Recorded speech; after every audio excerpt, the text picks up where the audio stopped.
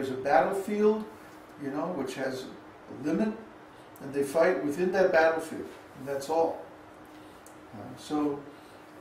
These are the great arts of chivalry, which have, of course, been lost in Kali Yuga. Anyway, while dying, grandfather Bhishma prayed to Kṛṣṇa and described him as the sun which eradicated darkness. The kings imprisoned by Magadendra were put into dark cells, but when Kṛṣṇa appeared there, the darkness immediately disappeared, just as if the sun had risen. In other words, although Magadendra was able to imprison so many kings, upon the appearance of Kṛṣṇa they were all released. Kṛṣṇa released the kings out of his sincere compassion for them. Kṛṣṇa's compassion was also exhibited when grandfather Bhishma was lying on the bed of arrows which had been shot through his body. While lying in this position, Bhishma was very anxious to see Kṛṣṇa, and thus Kṛṣṇa appeared there.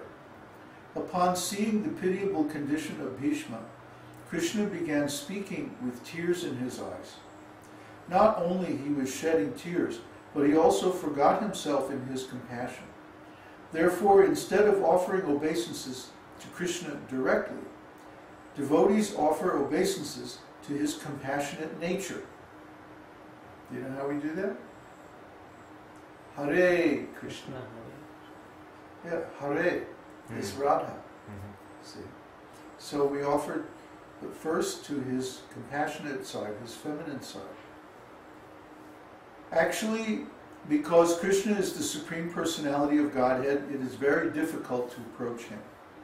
But the devotees, taking advantage of his compassionate nature, which is represented by Radharani, always pray to Radharani for Kṛṣṇa's compassion.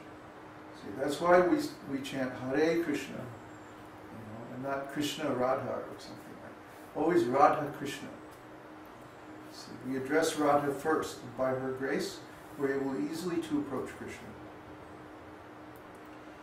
33. Respectful. A person who shows adequate respect to a spiritual master, a brahmana, and an old person is to be understood as being respectful. When superior persons assembled before Kṛṣṇa, Kṛṣṇa first of all offered respect to his spiritual master, then to his father, and then to his elder brother Balaram. In this way, Lord Kṛṣṇa, the lotus-eyed, was completely happy and pure at heart in all of his dealings. You see, people don't understand the way to be happy. The way to be happy, even in human society, not to speak of even spiritual life or anything like that, but simply on the human level, is that we always give respect to superior persons. I mean, I had so many disagreements with my family. Practically, I disagreed with everything. You know, meat eating and their whole worldview and everything like that. But I never disrespected them. I always treated them with respect. You know, even if I had a disagreement, I would try once or twice to, you know, discuss with them. And if they didn't want to discuss, then I would drop the subject, because they were in a superior position from me. And so, you know, that was the right thing for me to do. Then later on, when it came time for me to go off and be independent, then of course, I did whatever I wanted to do.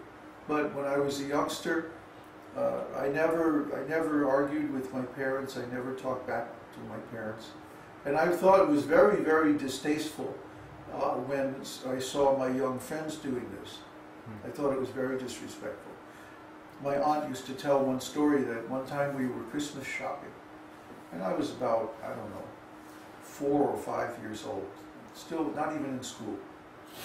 And there was one young kid who wanted a certain toy, and he was like rolling on the ground, beating his fists, I want this.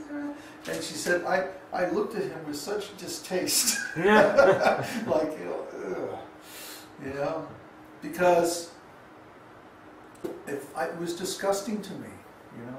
It was just like, why is he abasing himself over some stupid plastic toy. It's just like, what nonsense. So when I see people, you know, whining and crying and, you know, trying to push their parents into doing this or that, you know, young people, I just say, well, they haven't been trained properly. You know, they're not properly respectful. You know, and the danger is that if we disrespect our elders, and especially a spiritual master, that we could cause some offense which will become a big blockage to our spiritual life later on. See? So it's very, very good to have the habit of offering respect. I remember one time I got bored in the temple in Vrindavan, the ISKCON temple, and I decided to go to Radhakund. Radhakund is a very beautiful place in Vrindavan. So I went to Radhakund, and when I was there were all kinds of, you know, very simple, very pious local people like that. And most of my godbrothers, fellow American devotees, when they went there, they would, like, you know, laugh and shout and run and jump in the kund and like that. I didn't do that. You know, I came there and I offered obeisances to the kund.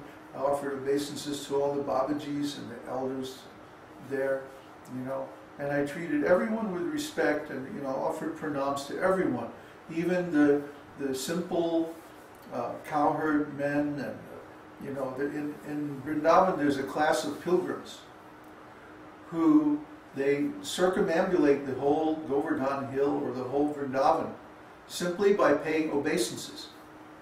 They'll have one stone. Yeah, they'll put the stone, and then they'll pay obeisances to that location of that stone. And then they'll get up, they'll move the stone one step, and then they'll pay obeisances again. And this way they go around the whole Braja. And to go around the whole Braja takes months. And at the end of the day, at sundown, wherever they are, they put the rock, and then they go sleep under a tree. Maybe they beg a little chapatis or something and rest under the nearby tree and chant. And then in the morning they start all over again. I mean, who could imagine such humility? So anyway, you don't know who is a great saintly person and who is a rascal and who is just ordinary or devotee or whatever. You can't tell. Sometimes the guys, you know, with the big tilak and the big you know, big thread and big beads and everything, you know, sometimes they wear these really big beads, you know. You know, he may be a rascal. And some guy who just looks completely ordinary, he could be a great devotee. You don't know. So I would offer respect to everyone, because in the holy dham, everyone's a devotee. Even the cats and dogs and the pigs and birds and everybody is a devotee. They may be in an offensive state or they may be in a fallen state, but in Vrindavan, everybody's. So anyway, that was my attitude. And then there is a wall along the south side of the kund. And in that wall there's a door. So I was walking along, just chanting japa. I was chanting 64 rounds a day. And the door opened and the man came out. And he said, "I'm Kṛṣṇa Das Babaji, I'm your spiritual master's godbrother. Would you like to stay with us, have prasadam?"